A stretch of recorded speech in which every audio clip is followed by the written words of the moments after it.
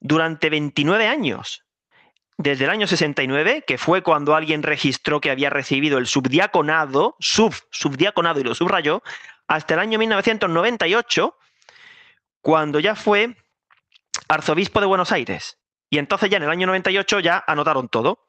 Se ve que estarían esperando 29 años a ver si aparecía el documento del diaconado y como no apareció, ya directamente pasaron de subdiaconado al sacerdocio. Recibió el sacerdocio el 13 de diciembre en el colegio de San Miguel de la provincia de Buenos Aires. Pues no.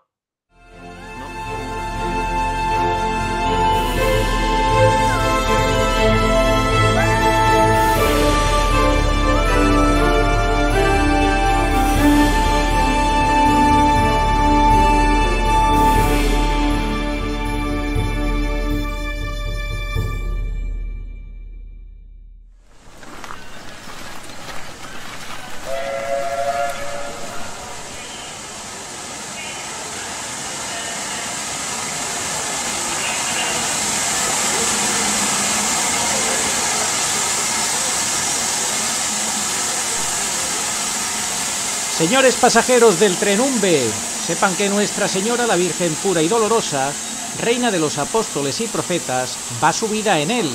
No tengan miedo a subir en este tren. Ella quiere llevarnos a comprender la realidad de la Iglesia, la impostura que vive la Iglesia en este fin de los últimos tiempos, con el papado tomado por los enemigos infiltrados dentro de la Iglesia. Pasajeros al tren, pasajeros al tren, estamos en el fin de los últimos tiempos. Crean. Sí, crean los mensajes de Nuestra Señora de Umbe. Muy buenas, saludos cordiales en Cristo y María y siempre bajo la custodia de San José. Hoy el programa 11º en esta Umbe breve, abreviada, Umbe básica, y vamos a hablar hoy del mensaje central de 23 de mayo del 71, fundamental. Y atención porque va a ser muy interesante lo que hoy vamos a aprender. Agustín Aranda, ¿cómo estás? Hola, muy bien, Arturo. Muy buenas tardes. Pues seguimos grabando la serie Umbe Básico. En el programa de hoy vamos a hablar del mensaje central del 23 de mayo del año 71 y un breve resumen de Umbe 7. Umbe 7 fue el último programa de la serie en el año 2022, en el año en el que desarrollamos la primera línea generatriz de Umbe, la toma del vértice de la Iglesia por el enemigo. Bueno, de estos dos temas podríamos estar hablando pues horas y más horas, pero vamos a tener que resumir bastante para que los oyentes se queden con las ideas principales de ambos mensajes o de ambos capítulos. Porque más adelante, estoy mirando aquí en el guión que nos hemos hecho, explicaremos un poquito más del mensaje central. Bien, vamos a ello. El mensaje central de Umbe fue dado el 23 de mayo del 71. Nosotros somos los que decimos que es el mensaje central, no es que la Virgen lo dijera. ¿Por qué lo decimos? Porque en ese mensaje se habla de los cambios, entre comillas, de papas, porque los papas no se cambian. Se habla de que al término de la segunda treintena comenzaría una niebla de forma irreversible, bajo la cual ya no nos veríamos los unos a los otros, y eso sucedió en la Semana Santa de infausto recuerdo del año 2020. Y en ese mensaje se dice que el Papa que estará presente en ese evento será el Papa próximo al aviso, que para muchos será un castigo. Obviamente es Jorge Bergoglio, eso lo podemos afirmar ya, es el único Papa que hay en enero del 24 y nos estamos acercando a ese momento en el cual la niebla se hará tan densa que Dios intervendrá cuando se materialice el derrumbamiento. Llevamos ya casi 4 años desde el final de la segunda treintena, que se produjo en la Semana Santa del año 2020. Y ese Papa es calificado por la Virgen como injusto. La palabra injusto tiene una trascendencia enorme en la Sagrada Escritura. No es usada como aquí en la tierra, que la usamos pues para cualquier cosa. Han pitado un penalti injusto. Bueno, pero el significado en la Biblia o en boca de la Santísima Virgen María es pues lo peor que Dios podría decirle a alguien. Es sinónimo de condena. De hecho, el 25 de agosto del 71, la mismísima Virgen muestra el cielo a Felisa y le dice: Dios aquí no quiere injustos. Es decir, Dios en el cielo no quiere a ese papa injusto, que es Jorge Bergoglio, porque es el segundo cambio, el fruto del segundo cambio por golpe de estado a Benedicto, y está próximo al aviso. Bien, pues vamos a explicar un poquito los conceptos básicos de ese mensaje central y después vamos a hablar de un B7. Un B7 fue el capítulo en el cual vimos y dijimos, y lo titulamos así, que la Santísima Virgen nos dice en un B que ese papa injusto nunca ha recibido ningún grado del sacramento del orden sacerdotal. Es seglar, se concluye, por tanto, y eso lo vamos a explicar en la segunda parte del capítulo de hoy. Bueno, sí, se quedó en el subdiaconado, de ahí no pasó. Se conformó con el subdiaconado, parece que lo único que quería era infiltrarse y aparentar, nada más. Efectivamente. Bueno, pues me gustaría que leyeras la primera parte del mensaje central, 23 de mayo del año 71, porque tiene dos partes el mensaje. La más difícil de entender es la primera. 23 de mayo de 1971, domingo, 11:30 horas. Se me apareció la Virgen. Le dije: Señora, estamos haciendo todo lo que podemos. ¿Quieres algo más? Dijo: Por todos mis hijos, mis ansias y mis dolores no tienen fin. Grandes faltas de fe en la tierra acarrearán su miseria. Si no se nos hace más caso señaladamente de jueves a viernes santo, dentro de 30 años, a principio de siglo, se formará una niebla que no os veréis los unos a los otros. No servirá ninguna luz. Durará todo el tiempo que haga falta. Los justos y los dignos no sufrirán. Todos mis hijos tendréis que pedir perdón a Dios. Esto es un aviso de castigo. En el periodo de tiempo que queda cambiarán 2 papas más. El siguiente a este será bueno, pero morirá pronto, y el próximo será injusto. Yo he visto en visión. Dice Felisa: La niebla sale del interior de la tierra, como a través de una gigantesca chimenea que en breve tiempo cubrirá todo. Las almas dignas tienen una luz especial. Según parece, la Virgen está dando un tiempo de gracia. Vamos a explicar lo más importante de este mensaje. La Virgen dijo en el año 71, dentro de 30 años, a principios de siglo, sería por tanto el año 2001. Pero como ella añadió, durará todo el tiempo que haga falta, y en el testamento, el 9 de marzo del 90, ella confirma que sus hijos no le hacen caso, pues en ese momento es cuando comienzan los 30 años, en 1990, porque es el momento en el que ella confirma que no se le hace caso. Y el 23 de mayo del 71, ella dijo: si no se nos hace más caso. Así que la misma Virgen despeja esa duda. Como ella en el año 71 dijo, durará todo el tiempo que haga falta, es perfectamente lícito trasladar el inicio de la niebla al año 2020. No estamos obligados a situar la niebla a principios de siglo. En definitiva, ha sido la estrategia, ha servido esto, como tú explicaste en otra ocasión, para que los enemigos quedaran confundidos y no pudieran interpretar este mensaje central de UMBE, ¿verdad?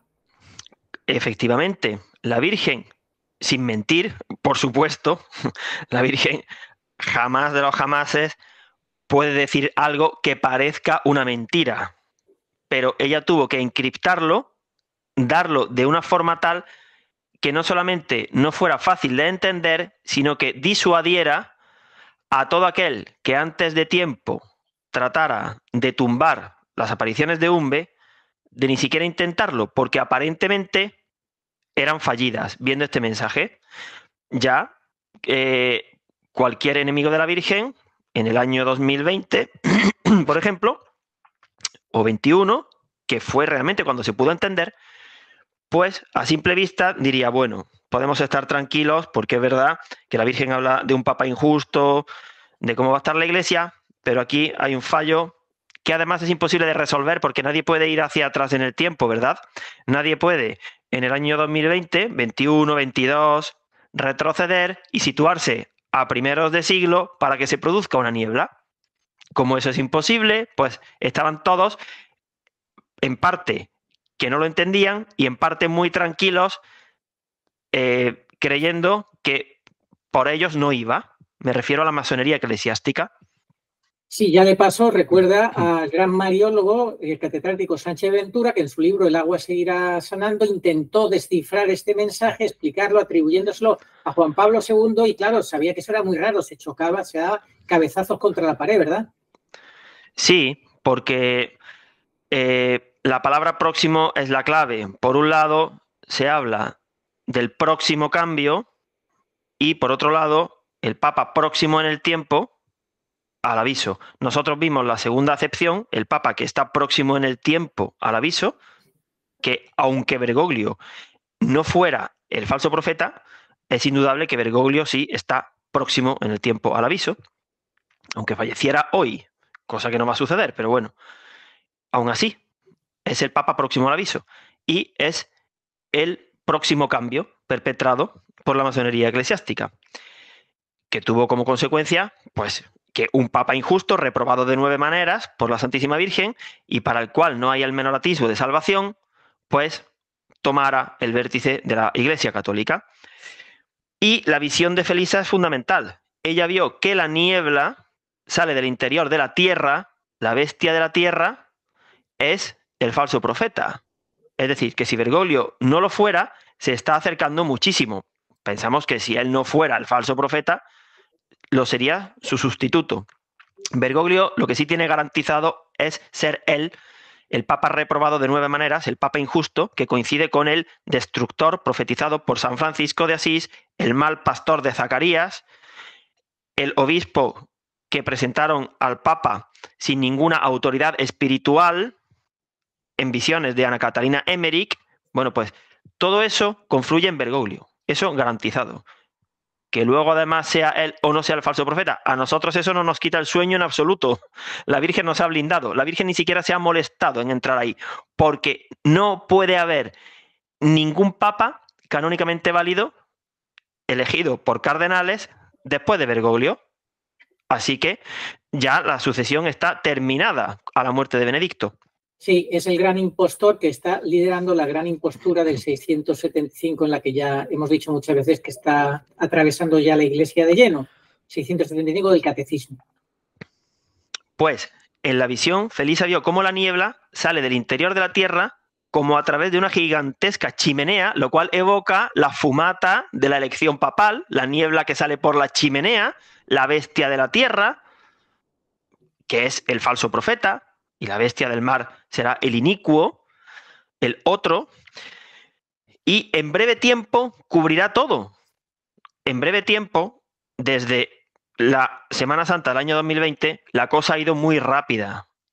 Más aún desde la retirada definitiva, en esa fase posterior, 2 años y 9 meses, posteriormente a que se produjera la niebla en la Semana Santa del año 2020, a la conclusión de la segunda treintena, falleció Benedicto, el 31 de diciembre del año 22. ¿Cómo no va a ir espesándose a una alta velocidad la niebla? Si es que ya a inicios del año 2024 ya no nos vemos los unos a los otros, porque somos de bandos adversos y diversos. Los que tratamos de perseverar en la luz, pues sí vemos la situación, sí somos conscientes de estos tiempos, y los que no, pues cada vez están más cegados, porque ellos tiempo han tenido y parece que perseveran y quieren seguir dentro del bando de la niebla, apoyando a esta falsa iglesia. Recuerda que Benedicto en el año 2011 también predijo la niebla. Dijo, la frase concreta es: hay luz más allá de la capa de niebla que parece envolver la realidad. Sí, Benedicto tenía el don de profecía.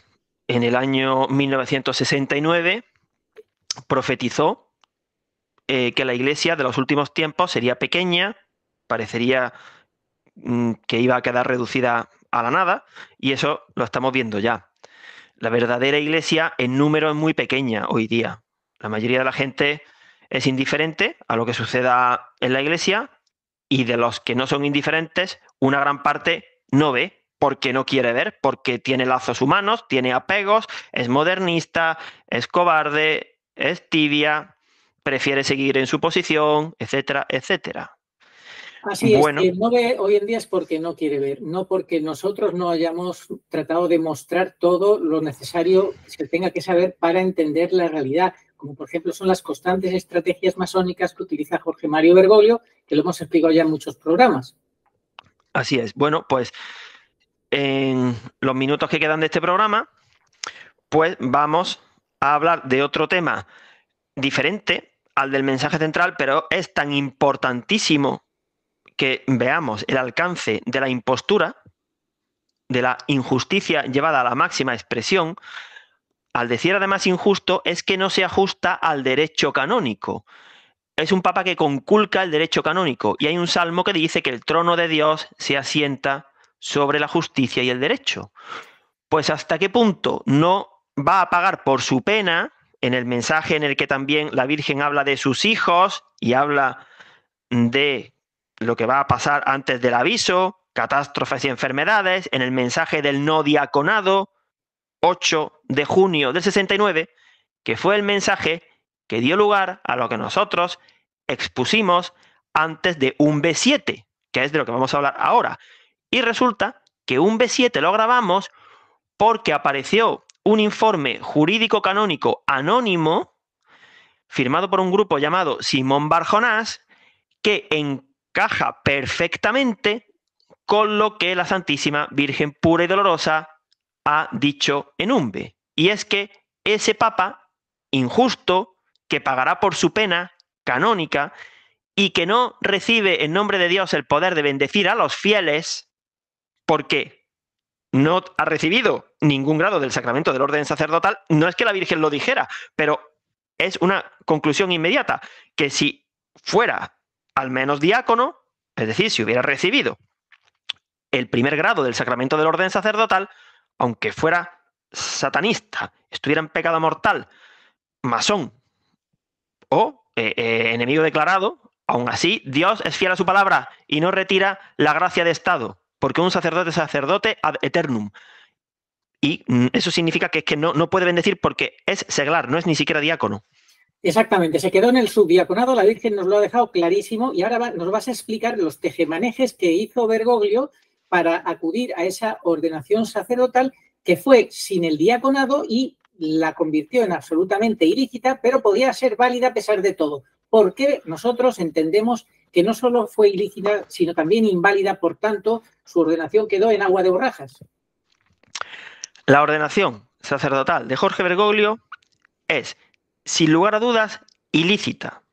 Eso es indudable, porque no se puede demostrar de ninguna de las maneras, y ha transcurrido ya, no voy a decir 54 años, sino más de un año desde que el informe jurídico canónico, que recibieron muchos medios de comunicación, hablaba de la repercusión que tenía el hecho de que no se pudiera demostrar ni en la página del Vaticano, ni en la Curia Argentina, ni en la Casa de los Jesuitas, ni por sus biógrafos autorizados, de ninguna de las maneras que Jorge Bergoglio alguna vez haya recibido el diaconado. Y dentro de ese estudio jurídico canónico viene una fotografía, no se ve bien, de la partida bautismal que figura en la parroquia de San Carlos Borromeo y María Auxiliadora del barrio de Almagro de Buenos Aires, Argentina. ¿Y qué encontramos aquí? Pues encontramos que se quedó en el subdiaconado. Orden que ya no existe, grado, mejor dicho, que ya no existe, porque Pablo VI hizo una reforma y ya pues los oficios del acolitado, el lectorado, pues han cambiado. No vamos a ahondar en Honduras. En nuestro libro está el Estudio Jurídico Canónico de Simón Barjonás, para quien quiera profundizar en el derecho canónico, pero de ninguna manera el ser subdiácono, que fue hasta donde llegó Bergoglio, el infiltrado Bergoglio, en ningún momento es sustituto del diaconado. No. O sea, que no piense alguien, bueno, si recibió el subdiaconado, entonces pudo recibir el diaconado. No. No tiene nada que ver una cosa con otra en cuanto a que el diaconado sí es grado del sacramento de orden sacerdotal y Dios sí concede el poder de bendecir en su nombre a los fieles, y el subdiaconado no. A ver, hay varios tipos de bendiciones, no nos vamos a alargar. Por ejemplo, un padre puede bendecir a su hijo, de acuerdo, pero no es esa la bendición a la que se refiere la Virgen. Se está refiriendo a que no puede dar una bendición sacerdotal, ni diaconal, ni episcopal, porque no ha recibido, volvemos a insistir, ningún grado del sacramento del orden. Y en un beso se ve en un par de mensajes: pagará por su pena canónica, mensaje dado 6 meses y pico antes de la fecha de la ilícita ordenación sacerdotal de Bergoglio, y nosotros pensamos que fue inválida porque hubo dolo, hubo intención de engañar. Bueno, pues explica, esto, vamos al grano, explica por qué hubo dolo, que nos quedan 5 minutos. Explica muy bien cuál fue todo el tejemaneje según las investigaciones aportadas. Pues bien, vamos a resumir mucho, porque esto es tan denso que lo que queremos es dar las ideas fundamentales. Hay serios indicios de que Jorge Bergoglio fue un infiltrado desde el inicio. Su mentora fue la revolucionaria Esther Balestrino. Su tutor en los años del seminario fue el teólogo jesuita fallecido en el año 2019, Juan Carlos Escanone, quien puso en pie la teología del pueblo, una rama de la teología de la liberación, de sesgo marxista. La propia familia de Bergoglio se sorprendió mucho de que ingresara al seminario para ser sacerdote. Hubo muchos, no solamente Bergoglio, que se infiltraron como una vía o de destrucción de la Iglesia, o de tener un puesto de trabajo, o de ocultar su homosexualidad. En fin, cada caso sería cada caso dentro de los infiltrados, pero sin intención de ser sacerdote, porque no ha recibido la llamada, la vocación de Dios. Entonces, básicamente, lo que se demuestra es que el obispo emérito de Córdoba, Ramón Castellano, que fue a quien acudieron para que el 13 de diciembre del año 69 ordenara sacerdote a Jorge Bergoglio y a otros más, ese obispo emérito de Córdoba estaba peleado, no se llevaba bien con los titulares de la diócesis, Aramburu y Cagiano, que no fueron informados de que unos seminaristas iban a ser ordenados. Claro, le hicieron creer a Castellano, a Ramón Castellano, que Bergoglio ya era diácono, cosa que nunca jamás se ha podido demostrar, y que lo había ordenado diácono el obispo de Morón, Miguel Raspanti, cuando hay indicios, hay pruebas de que Miguel Raspanti jamás tuvo nada que ver con el seminario de los jesuitas, en absoluto. Miguel Raspanti aparece en relación a la traición de Bergoglio a los curas Yalix y Llorio, pero esa es otra historia. Entonces, uno de los biógrafos de Bergoglio, en el libro reciente del año 2021, escrito por 2 biógrafos, Sebastián Pfaffen y Javier Cámara, titulado el libro Aquel Francisco, pues dicen en esa biografía que por aquellas cosas de la vida, no se sabe cómo, el obispo emérito Ramón Castellano, quizá por tener mayor disponibilidad de tiempo, fue quien ordenó sacerdote a Bergoglio. Pues no. Los biógrafos Armando Puente y Elisabetta Piqué tampoco han respondido. Y ya digo, esa información no se encuentra por ningún lado. Y ya para terminar, en la partida bautismal se observa cómo no se escribió absolutamente nada durante 29 años. Desde el año 69, que fue cuando alguien registró que había recibido el subdiaconado, subdiaconado y lo subrayó, hasta el año 1998, cuando ya fue arzobispo de Buenos Aires. Y entonces ya en el año 98 ya anotaron todo. Se ve que estarían esperando 29 años a ver si aparecía el documento del diaconado, y como no apareció, ya directamente pasaron de subdiaconado al sacerdocio. Recibió el sacerdocio el 13 de diciembre en el colegio de San Miguel de la provincia de Buenos Aires. Pues no. Así que hay serios indicios de que el Papa injusto no recibe el poder de bendecir en nombre de Dios a los fieles, porque hizo trampa y su ordenación sacerdotal no solamente fue ilícita, además, no podría, en el mejor de los casos, no podría haber hecho absolutamente nada hasta que no hubiera corregido su situación. Pero claro, como había mala intención y acudieron con engaño, con mentira, con trampa, burlando las vías oficiales a un obispo emérito para hacerle creer que ya era diácono y que por tanto podía recibir el sacramento del orden sacerdotal, por eso es un seglar, no recibe el poder de bendecir y no tiene autoridad espiritual. Y además, ya para terminar, coincide con la profecía de San Francisco de Asís cuando él dice un hombre, no dice un clérigo ni un obispo, un hombre no elegido no canónicamente se le verá a un pontificado, un falso pontificado, y tratará de engañar a muchos y llevarles a la muerte, al error, etc. Así fue. Y en 10 segundos, en un B7, explicamos cómo se ganó la confianza del obispo Antonio Cuarrachino, quien lo repescó, se hizo pasar por ortodoxo, en fin, ahí fue él avanzando, subiendo en la escala clerical hasta llegar hasta donde ha llegado. Arzobispo, primado de Buenos Aires, cardenal en el año 2001, a punto estuvo de salir elegido en el año 2005, quedó segundo por detrás de Benedicto, y en el año 2013, finalmente, 50 años después de aquel rito satánico, pues Satanás puso a su hombre en el vértice de la Iglesia Católica. No hay mayor impostura, desde luego, el 675, que meter a un personaje como Papa que ni siquiera es sacerdote. Mayor engaño imposible. Pues el que quiera más información, que se vaya a un B7. Oh María, sin pecado concebida, rogad por nosotros, que recurrimos a vos. Amén. Oración a Nuestra Señora de todos los pueblos. Señor Jesucristo, Hijo del Padre, manda ahora tu Espíritu sobre la tierra. Haz que el Espíritu Santo habite en el corazón de todos los pueblos, para que sean preservados de la corrupción, de las calamidades y de la guerra. Que la Señora de todos los pueblos, que un día era María, sea nuestra abogada. Amén. Oración dada por la Virgen Santísima al Padre Gobi para pedir el segundo Pentecostés. Ven, oh Espíritu Santo, ven a cambiar la faz de la tierra. Ven pronto. Ven, en estos los últimos tiempos. Ven ahora que la gran prueba ha llegado. Ven y tráenos tu segundo Pentecostés, a fin de que nuestros ojos puedan contemplar tu mayor prodigio de los nuevos cielos y de la nueva tierra. Amén. Señor, tú nos darás la paz, porque todas nuestras empresas nos las realizas tú. Isaías 26:12.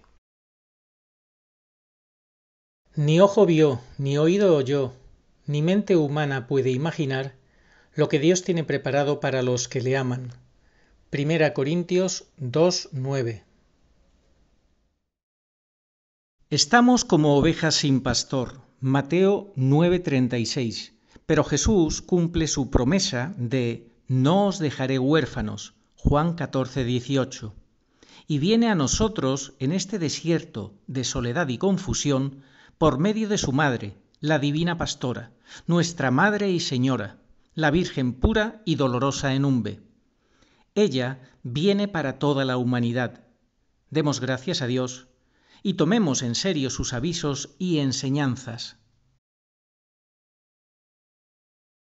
Catecismo Iglesia Católica 675. Antes del advenimiento de Cristo, la Iglesia deberá pasar por una prueba final que sacudirá la fe de numerosos creyentes. La persecución que acompaña a su peregrinación sobre la tierra desvelará el misterio de iniquidad bajo la forma de una impostura religiosa que proporcionará a los hombres una solución aparente a sus problemas mediante el precio de la apostasía de la verdad. La impostura religiosa suprema es la del anticristo, es decir, la de un pseudomesianismo en que el hombre se glorifica a sí mismo, colocándose en el lugar de Dios y de su Mesías venido en carne. Al que me reconozca ante los hombres, yo lo reconoceré delante de mi Padre que está en los cielos. Y al que me niegue ante los hombres, yo también lo negaré delante de mi Padre que está en los cielos. Evangelio según San Mateo, capítulo 10, versículos 32 al 33. Sí, vengo pronto. Amén. Ven, Señor Jesús. Apocalipsis 22:20.